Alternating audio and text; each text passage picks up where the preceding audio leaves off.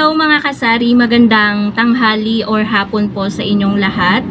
So for today's video mga kasari, mag-share ako sa inyo ng effective tips para dumami po yung customer po natin sa GCash. So ito guys, magandang tips to, lalo na sa gusto pa lang mag-start or kakasimula pa lang nila or kaka-additional pa lang nila ng GCash sa kanilang sari-sari store or sa inyong sari-sari store.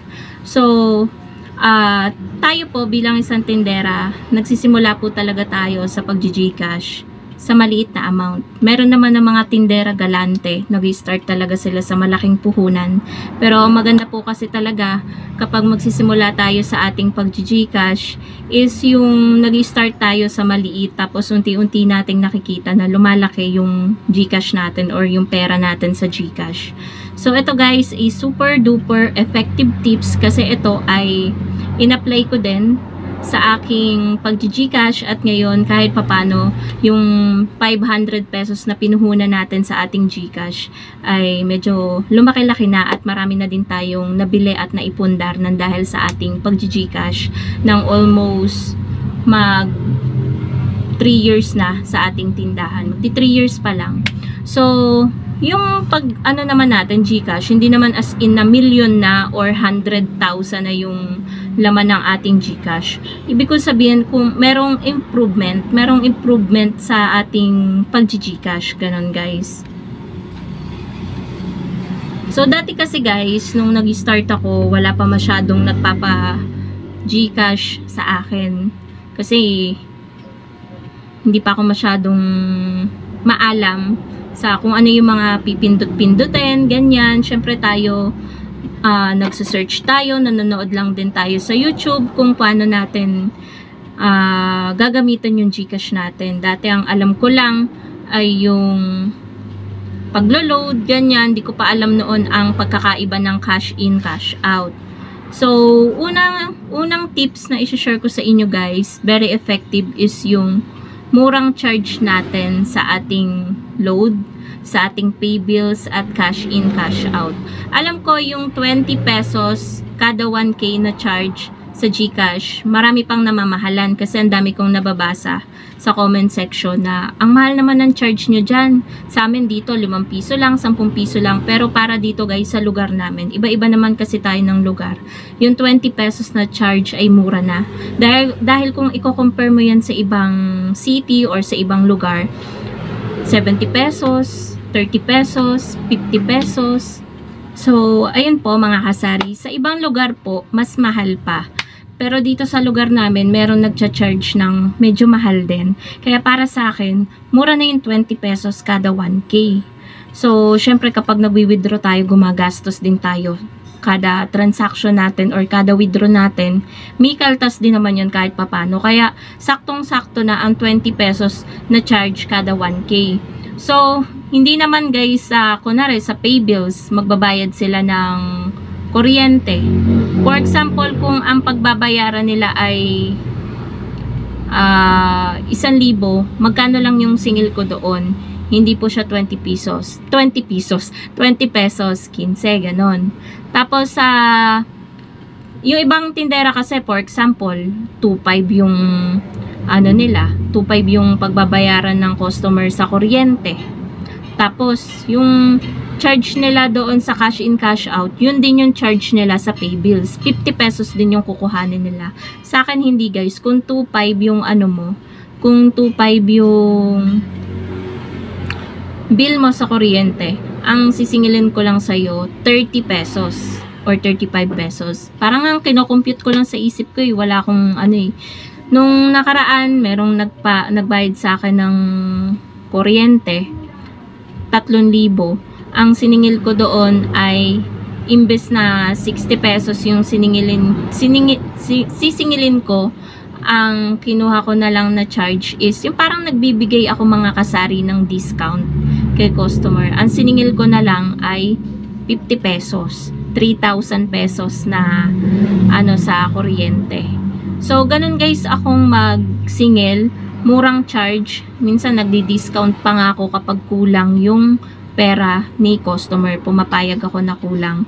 Basta pag nasa isip ko na may tubo na rin naman ako kahit papano doon sa ibinayad nila, kulang nga lang, okay na yon. Basta sa susunod is hindi na pwede yung kulang. Ganun guys.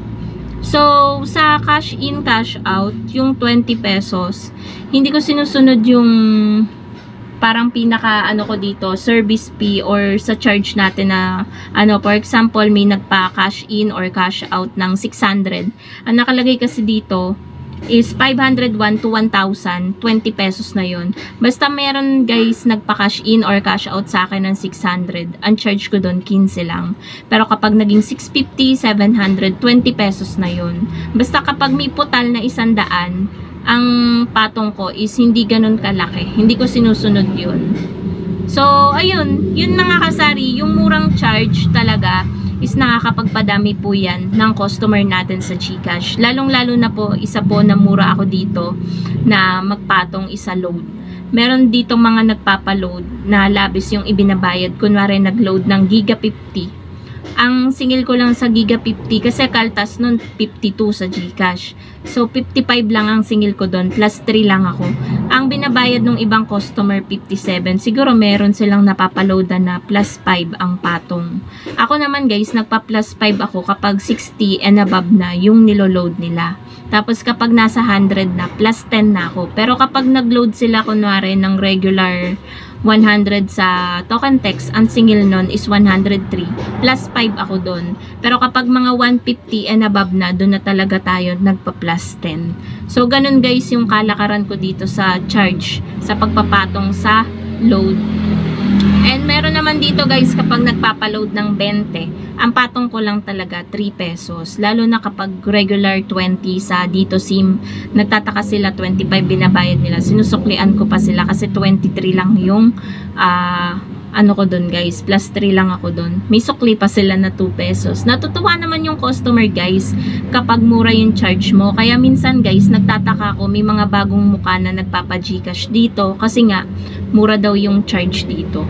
So ayun guys, hanggang ngayon, medyo madami na talaga yung ano natin sa GCash. Alam na din kasi ng mga tao na dito ay may nag-GCash at madalang lang kasi yung may tindahan dito guys na ano nag-GCash. Dalawa lang kami dito, yung isa malayo pa sa akin, kaya dito talaga ang takbo ng mga sabungero na kailangan ng ano GCash. Ayun, kasi ako yung unang tindahan na mapupuntahan nila na nag-GCash.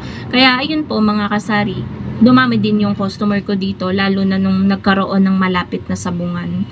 And nagiging pinagkakakitaan din talaga namin dito guys ang GCash, lalo na kapag may sabong, kasi minsan may magpapakash out ng 5,000, 100 agad yon.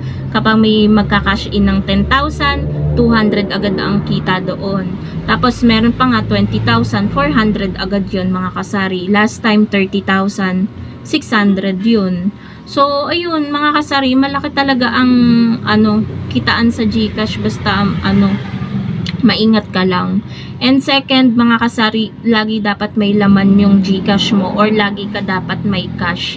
At ayun nga ang sinasabi ko sa inyo, dati, wala pa talaga akong pampuhunan sa GCash na malaki. Ang isa din na nakatulong sa akin mga kasari is yung benta ko sa alak at sigarilyo. Yun muna yung ginagamit ko kapag may magka-cash out.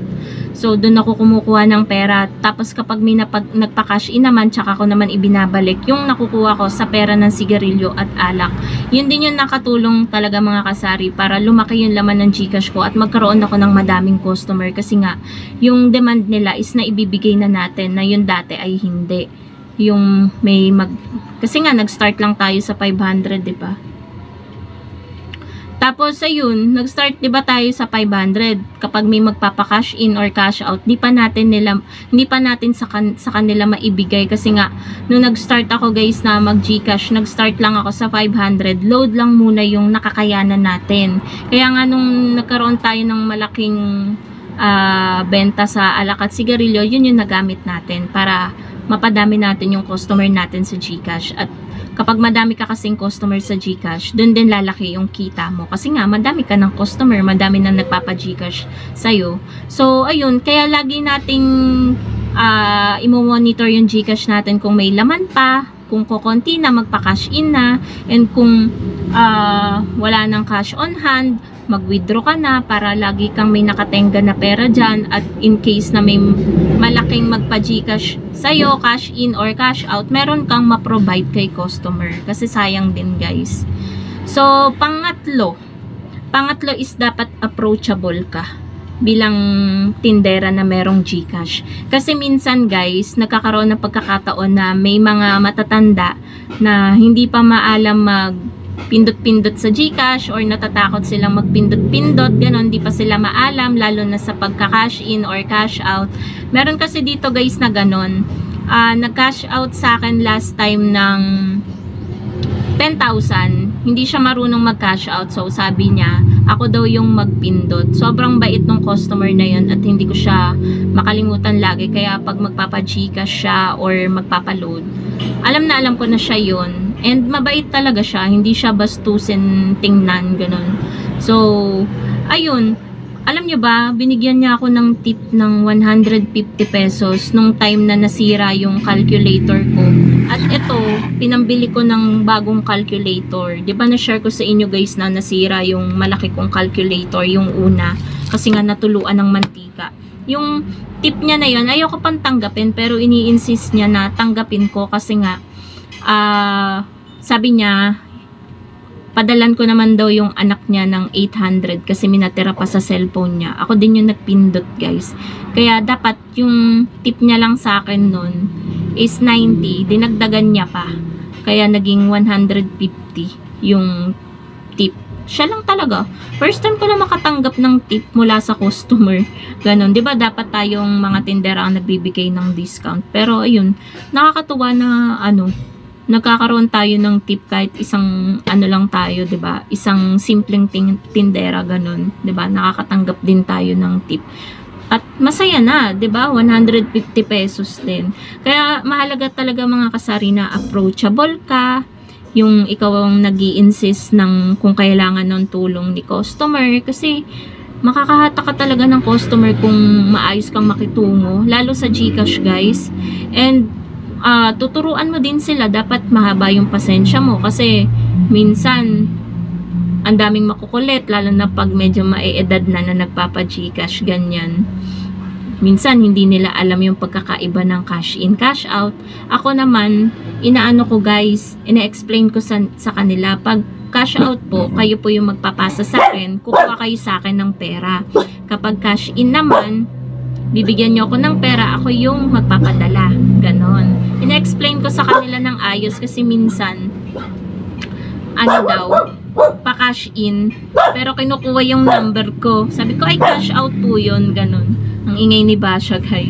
So, ayun, dapat pangatlo is very approachable tayo sa customer kasi nakakahatak din po yun talaga ng customer kapag ganun po tayo, lalo sa GCash. So, yun lang naman, mga kasari, ang simple tips ko sa inyo para dumami po ang inyong customer sa inyong GCash business or sa pag-GCash nyo sa inyong tindahan. So, sana makatulong yun, guys, kung nagbabalak pa lang kayong mag-GCash or kakasimula nyo pa lang or kaka-start nyo pa lang mag-GCash or idagdag ang GCash sa inyong tindahan. So, doble ingat na lang po, mga kasari, kasi mahirap na kasi pera po ang usapan kapag GCash. Doble ingat na lang po or triple pa. So, yun lang naman, mga kasari, ang ating vlog for today. Thank you so much for watching and happy selling po sa inyong lahat. Bye, guys!